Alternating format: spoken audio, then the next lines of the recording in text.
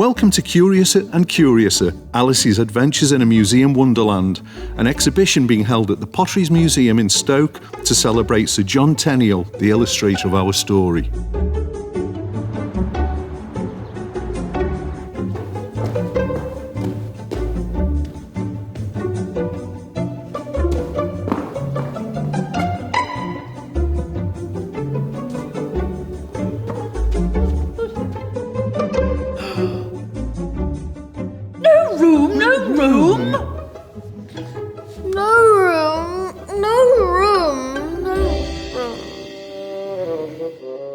Plenty of room.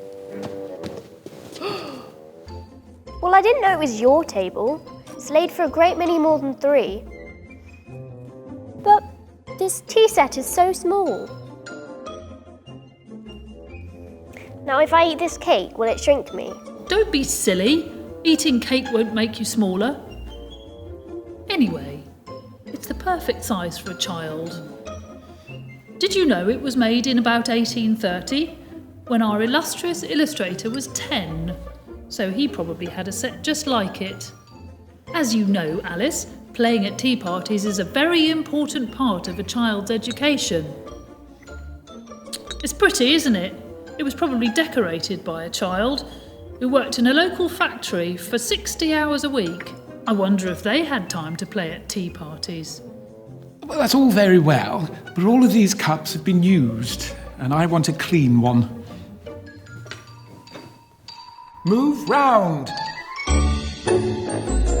Move round.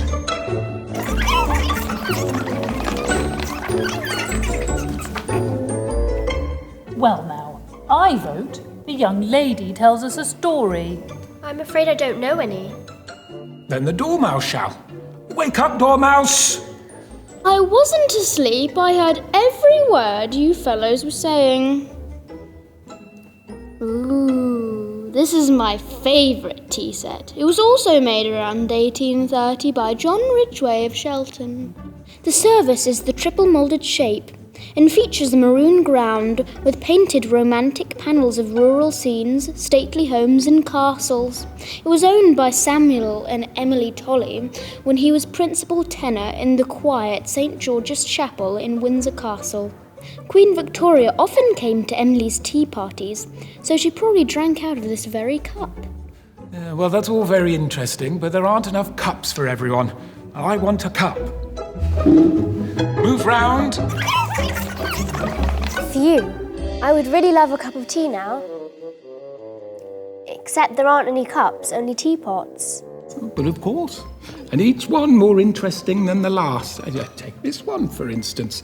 Yes, made in Staffordshire for Dyson and Horsfall from Preston in 1939. It was made to mark the handing over of aluminium stock, such as domestic cookware and tableware, needed for armaments in the Second World War. No more pots and pans, just bombs and bullets. See, look. Here are the flags of Britain and France, behind a panel inscribed, War Against Hitlerism. Below was a scroll with, That right shall prevail. And on the other side it says, Liberty and Freedom, and is decorated with the flags of the colonies of Britain and France, although I'm not sure that represents liberty and freedom very well. Now, shortly after this pot was made, wartime restrictions on the pottery industry meant that production of decorated pottery was suspended until after the war. Well, quite frankly, I would say that tea and cake is a much safer way to liberty and freedom than bombs and bullets. But then what do I know? I am mad after all. Cheers. Cheers.